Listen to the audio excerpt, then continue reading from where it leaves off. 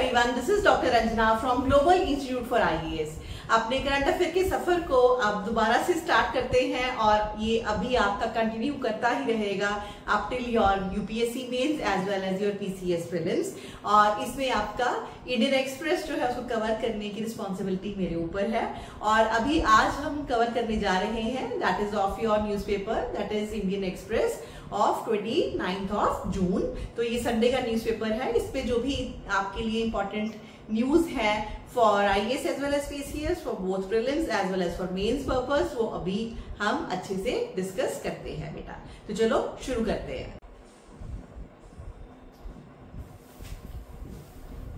Okay, तो आज का पहला टॉपिक जो कि बेटा बहुत दिनों से न्यूज में है और इसमें आपको आज के इस न्यूज में ध्यान देना है कि कीवर्ड यूज हुआ है, दैट इज शुभ आरंभ of the new age.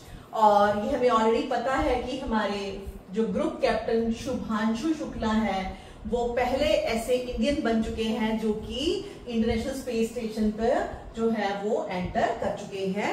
And अब उसको लेके एक्सियोम 4 मिशन जो है वो ऑलरेडी रीच कर चुका है ऑन सैटरडे। और अभी इनके साथ बात की हमारे पीएम ने और उन्होंने वर्ड इस्तेमाल किए हैं दैट इज शुभ आरंभ of a new age.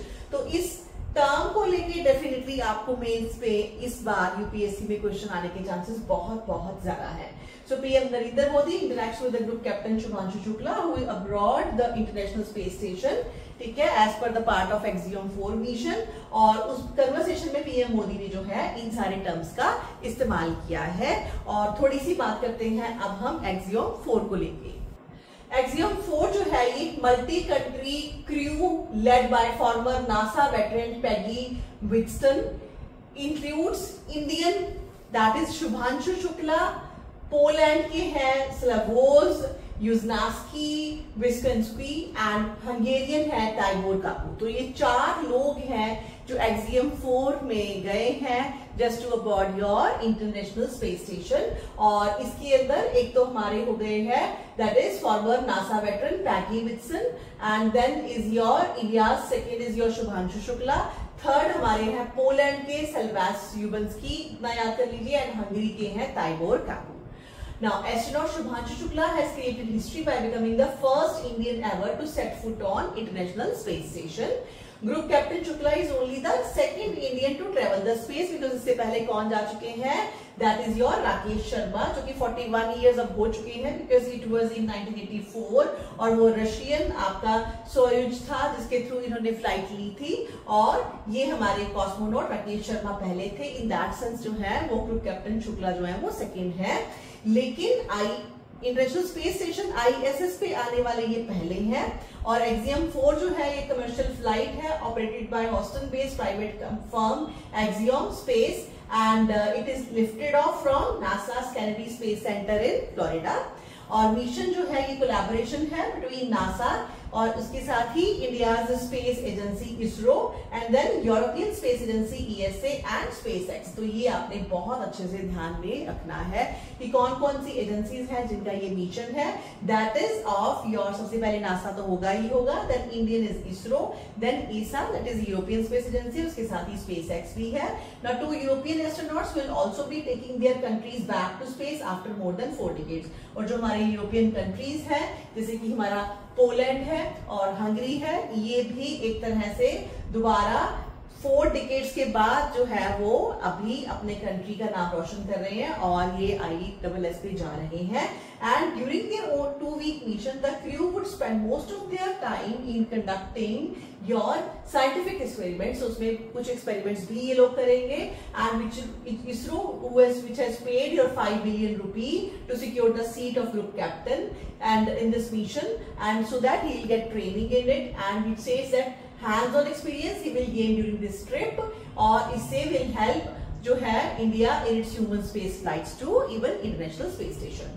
And ISRO has said it wants to launch the country's first ever human space flight. हम जो है वो प्लान कर रहे हैं by the end of 2027 and has announced ambitious plan to set up a space station by 2035 and send astronauts to the moon by 2040. Mains के लिए भी याद रखो and this is your GS paper 3.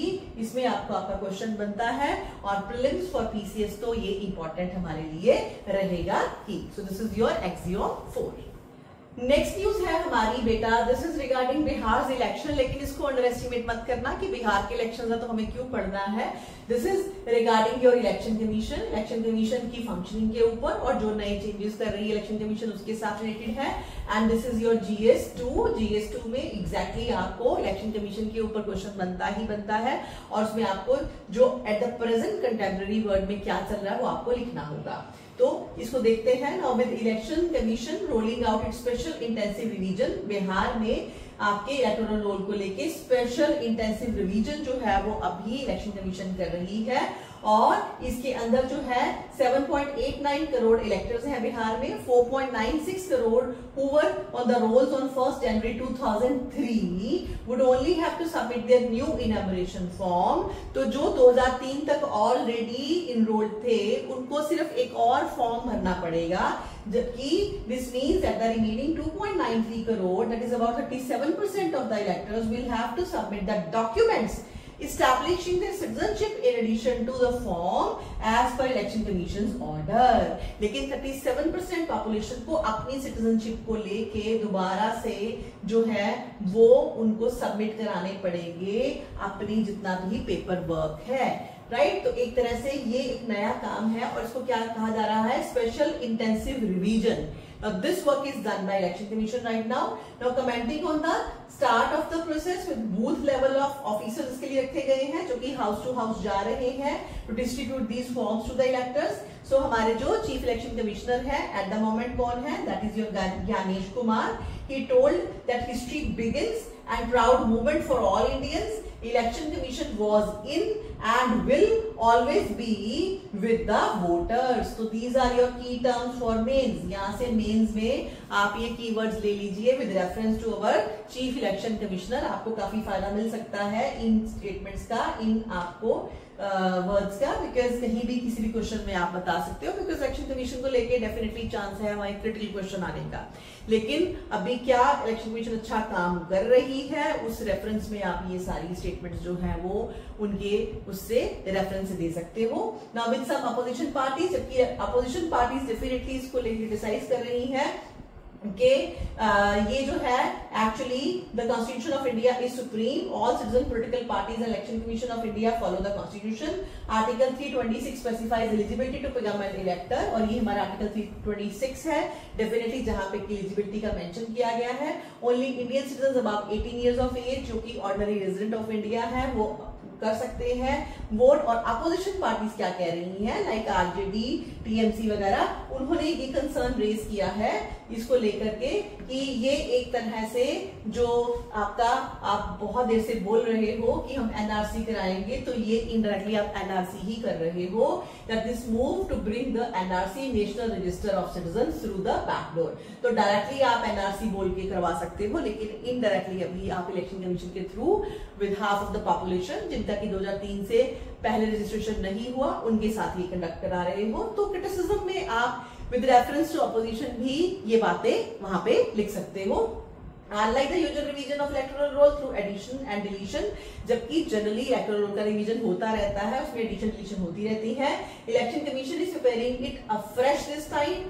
All existing electors will have to submit the form by July 25 in order to include in the draft rolls. Now for those who were not on the rolls in 2003, जो 2003 तक already role नहीं थे, the last time that an intensive revision was done in Bihar. Why they are taking 2003? Because 2003 में जो है वो last time Bihar में revision की गई थी. And for new applicants election commission has asked for the proof क्या क्या ऑफ डेट एंड और place of birth of self if born before 1st of July 1987.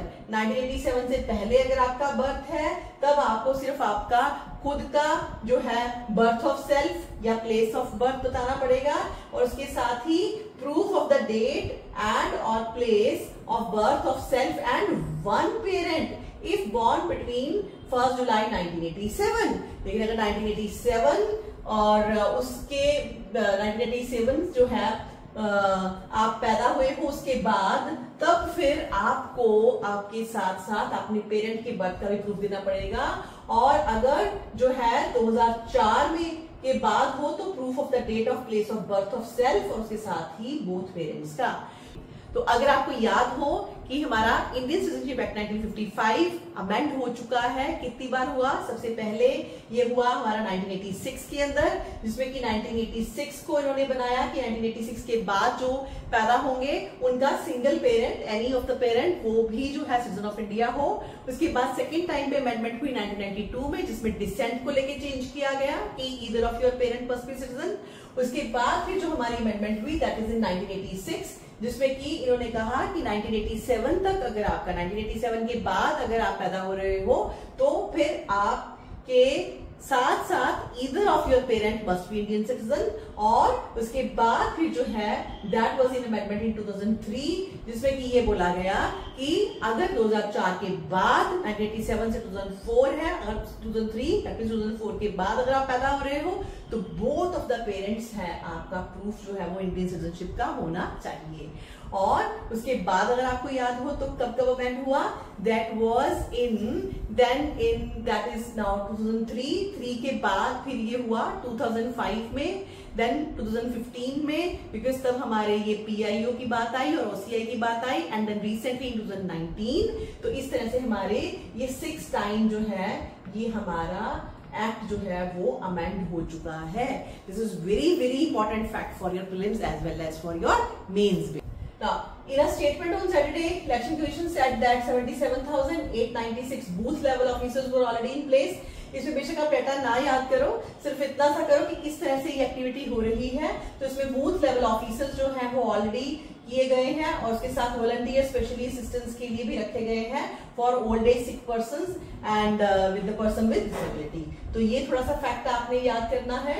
और उसके बाद you can remove this data. ये बिहार में आप डाटा एग्जैक्टली मत कीजिए, बिकॉज यूपीएससी में भी बिहार का डाटा आपको लिखने की जरूरत नहीं है, लेकिन आपने ये प्रोसेस को ध्यान में देना है। और इस प्रोसेस को ध्यान में देते हुए आगे थोड़ा सा हम इधर बात करेंगे कि जो लास्ट इंटेंसिव रिवीजन है वो डेफिनेटली 2003 के अंदर हुई थी, and various reason such as, अब ये रिवीजन क्यों की जाती है ये रीजन यहाँ पे दिए हुए हैं।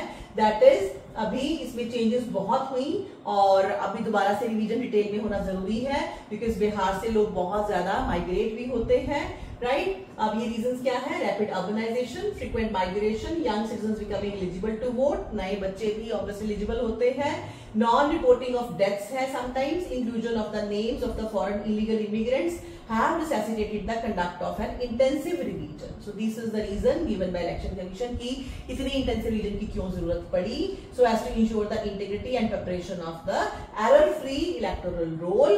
तो this is the main reason. तो ये important news है आपकी। GS2 का एक क्वेश्चन भी बनता है, Election Commission में आपको क्वेश्चन आएगा जिसमें कि आप खुद से ये सारे इश्यूज को रिलेट करोगे, then and then only you will get extra marks. Next news है बेटा, this is regarding your prelims only, prelims के लेवल पर ही है। Punjab cadre IPS officer Parag Jain is new जो है रॉ के चीफ बने हैं, रिसर्च एंड एनालिसिस विंग। तो बस इतना ही आपने याद रखना है, दैट इज योर पराग जैन जो कि हमारे नए चीफ हैं। That is it, and this is for the prelim point of view, आपने इतना सा ध्यान देना है। और ये सारी इंफॉर्मेशन जो भी आपकी सॉफ्ट कॉपी में मैं अभी डिस्कस कर रही हूँ ये सभी आपको पता होगा।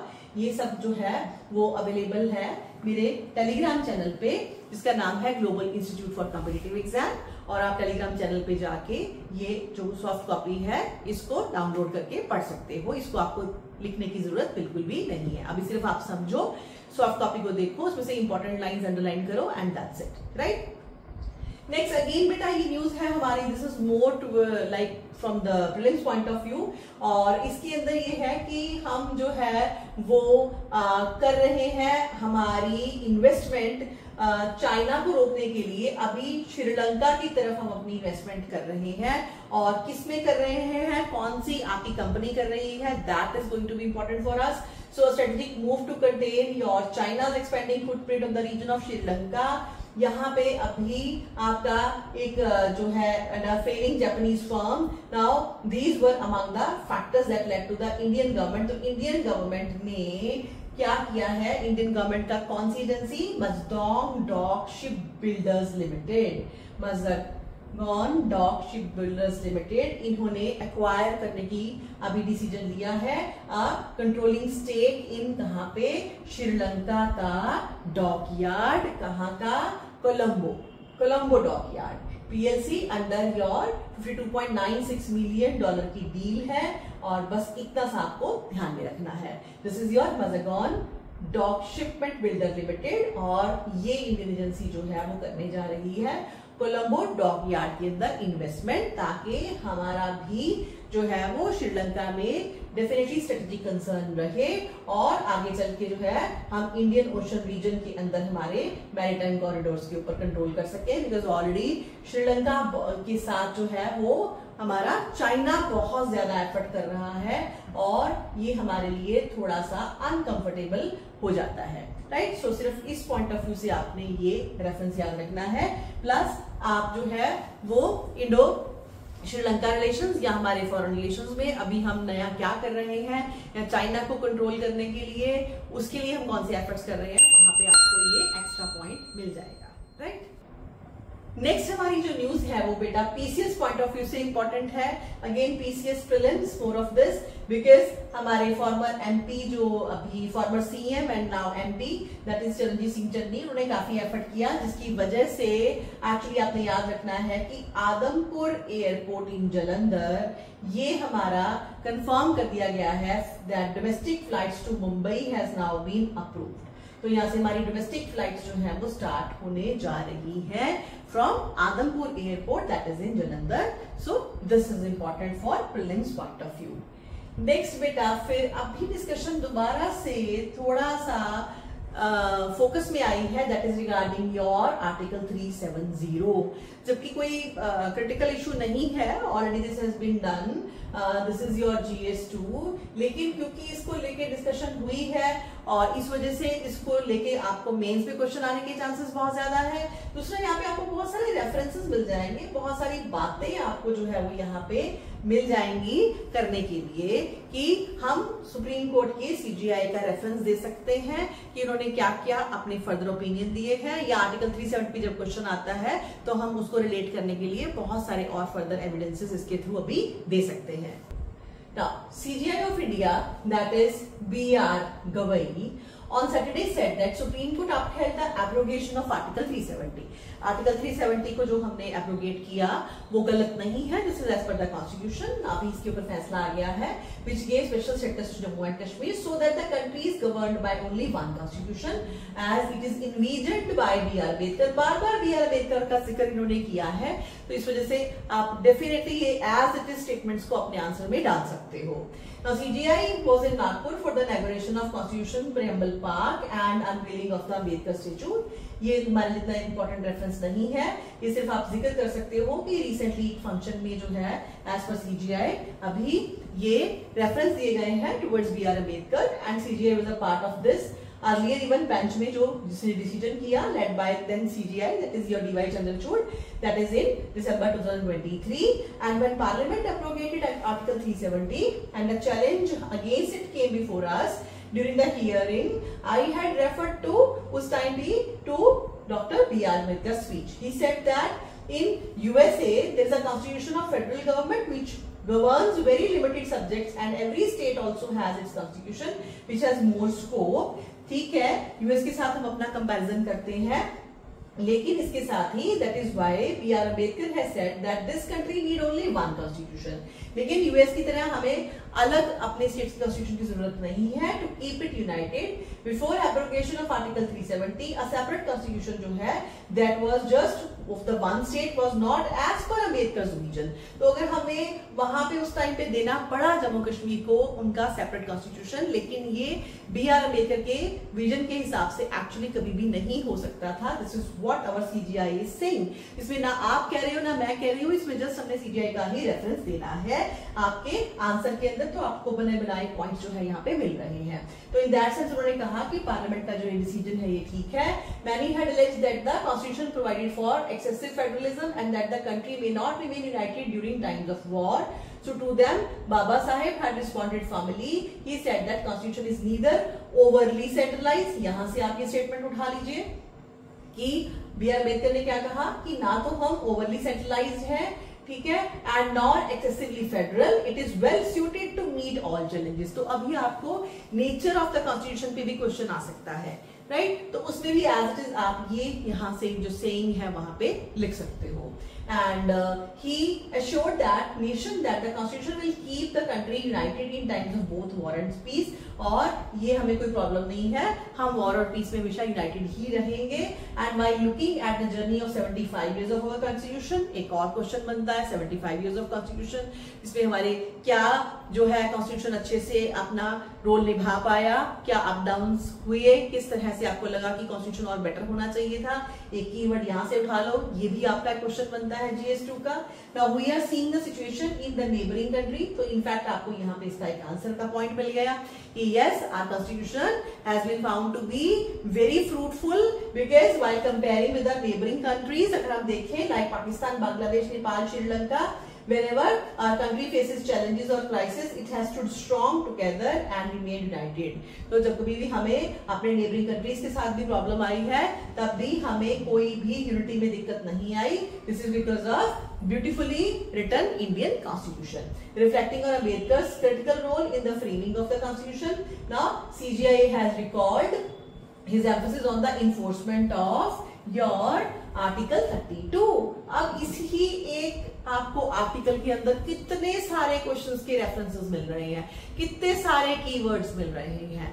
आर्टिकल 32 को लेके तो क्वेश्चन हमारे अक्सर आते ही हैं।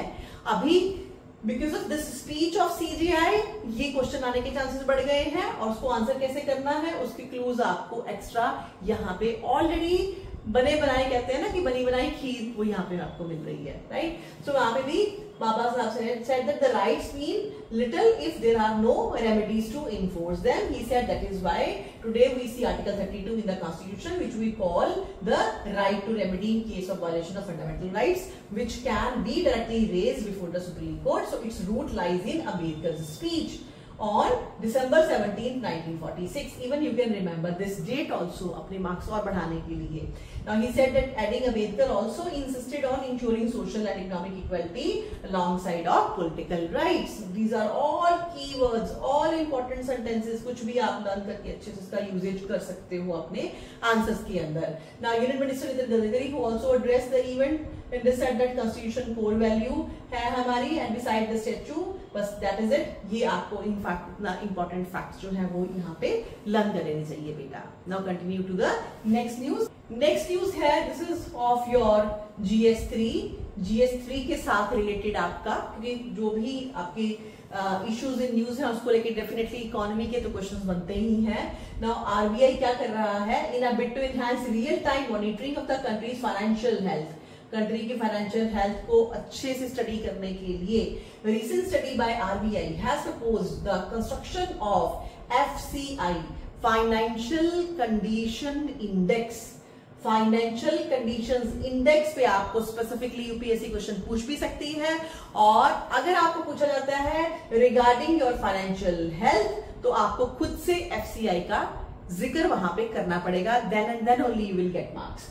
नाउ तो ये अभी विद डेली फ्रीक्वेंसी के साथ the proposal of FCI would serve as a composite indicator design to capture and reflect the prevailing conditions across key segments of financial system.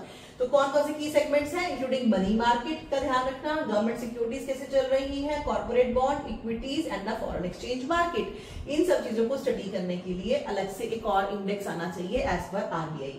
According to RBI research study, index aims to provide a high frequency gauge of how tight और easy financial market conditions are, कैसी हमारी conditions market की चल रही हैं relative to their historical average since 2012 की comparison में अब कैसा कर रहे हैं। By aggregating signals from various market based indicators, the FCI is expected to offer valuable insight into the broader financial environment. इससे हमें अच्छी सी इंसाइट मिलेगी हमारे ब्रॉडर फाइनेंशियल इन्वायरमेंट के बारे में, पोटेंशियली एडिंग इससे मदद मिलेगी पॉलिसी मेकर्स को, उसके साथ ही analyst and market participants in decision making. तो ये सारे जो है वो फायदे होने वाले हैं इसके। And the proposed construction marks a significant step towards improving the assessment of macro financial dynamics. तो कंट्री की मैक्रो फाइनेंशियल डायनामिक्स हम अच्छे से जान पाएंगे in India rapidly evolving financial landscape. So estimated FCI जो है traces movement in financial condition in India across जो है both periods of relative calm as well as crisis episodes. So ये दोनों में हमें फायदा होगा। And then index suggests that the aftermath of the pandemic exceptionally easy financial condition was driven by combined impact of amiable conditions across all market segments. तो कैसे हमने बड़ी जल्दी ही पैंडेमिक के साथ डील करा ये हम देख पाएंगे। And financial conditions continue to remain relatively easy, और हमारी फाइनेंशियल कंडीशंस अभी इनके हिसाब से इजी चल रही है since mid 2023 before firming up from November 2024. So in the current fiscal year, however, it has remained congenial riding on a buoyant equity market and a money market जो है suffused with liquidity, study said. ये इतना बेशक आप इस study को refer ना करो, इतना इंपॉर्टेंट नहीं है। इंडेक्स के बारे में सिर्फ आपने अच्छे से देखना है। और आगे देखते हैं कुछ अच्छा इसमें हमें मिले मटेरियल। तो नाउ ये हमें बता रही है FCI is based on 20 financial market indicators at daily frequency for a long period. So यहाँ से आपका पीसीएस का प्रीलिम्स का क्वेश्चन भी बन सकता है, ठीक है। तो इसमें डेली बेसिस पे है कितने 20 फाइनेंशियल मार्केट इंडिकेटर्स होंगे and closely track the turning point of financial conditions as observed across major episodes. और द स्टडी सेड दैट, अभी ये सिर्फ एक स्टडी के लेवल पर ही है लेकिन क्वेश्चन बनते हैं और हो सकता है इसके ऊपर डिसीजन भी आ जाए। तो study said that higher positive values of FCI is indicative of tighter financial condition. अगर ये हायर इंडेक्स है इसका मतलब ये है फाइनेंशियल कंडीशंस हमने टाइट करके रखी है। To present our results we use the standard FCI. Standardization helps in interpreting the changes. लेकिन अब एक स्टैंडर्ड ये बताएंगे हमें ताकि हम कंपेयर करके देख सकें कि किस तरह से हमारी एफसीआई जो हमें क्या बताने की कोशिश कर रही है। सो बिकॉज ये in the form of study है तो इसको बहुत ज्यादा हम डिटेल में नहीं लेकर जाएंगे, बट स्टिल इसका रेफरेंस आप अच्छे से दे सकते हो जब कभी फाइनेंशियल कंडीशन पे आ जाए, या फिर वो खुद से ही प्रीलिम्स में आपको इसके साथ रिलेटेड क्वेश्चन बना के पूछ सकते हैं। तो जितना मैंने आपको समझाया इतना आप अच्छे से जरूर कवर कर लो बेटा। Now this is all for today बेटा, आज के लिए इतना ही। बिकॉज बहुत लंबी वीडियोस आप अच्छे से नहीं देख पाते हो तो इस वजह से बहुत शॉर्टर ही रखा है मैंने, लेकिन जितनी भी हमने न्यूज डिस्कस की है बहुत इंपॉर्टेंट है for pre as well as your mains. और जैसे मैंने आपको बताया सॉफ्ट आपकी कॉपी जो है इसकी सॉफ्ट कॉपी मिल जाएगी टेलीग्राम चैनल पे। मेरा चैनल है that is global institute for competitive exam. और अभी आप अपनी तैयारी को बहुत जोर शोर से कंटिन्यू करिए और इंडियन एक्सप्रेस की कवरेज आप मेरे ऊपर छोड़ सकते हैं। और per day I will cover your newspaper, और उसके साथ ही I will try to give you 3 lengthy videos from the mains point of view, जहां पे की जो भी टॉपिक्स आपके चल रहे हैं उसको लेके इंपॉर्टेंट फैक्ट्स फिगर्स में आपके साथ डिस्कस कर लूं, आपको समझा दूं ताकि आपको बहुत ज्यादा एफर्ट खुद से ढूंढने में ना करना पड़े। और उसके साथ साथ ही आपको ये भी समझ आए कि कौन कौन से क्वेश्चंस मेंस में हमें आ सकते हैं। उसके साथ ही प्रीलिम्स पीसीएस की तैयारी भी आपकी अच्छे से चलती रहे। Thank you so much for watching. बस प्लीज आप सब्सक्राइब जरूर कीजिए और फीडबैक मुझे दीजिए, और फीडबैक में बताइए कि किस तरह के टॉपिक्स आपको टफ लग रहे हैं मेंस पॉइंट ऑफ व्यू से, कौन से पेपर में आप एक्स्ट्रा वीडियोस मुझसे चाहते हो तो मैं आपके लिए इन डिटेल जो है वो वीडियोस बना दूंगी। और प्लीज लाइक जरूर कीजिए, शेयर कीजिए। Sharing is always good, because अगर आप अच्छा करोगे या जो करोगे वही यूनिवर्स आपको बैक में देगा। और feedback I am always waiting from your side. So thank you so much, और मिलती हूं नेक्स्ट वीडियो में कल और नेक्स्ट न्यूज़पेपर के साथ। Thank you again.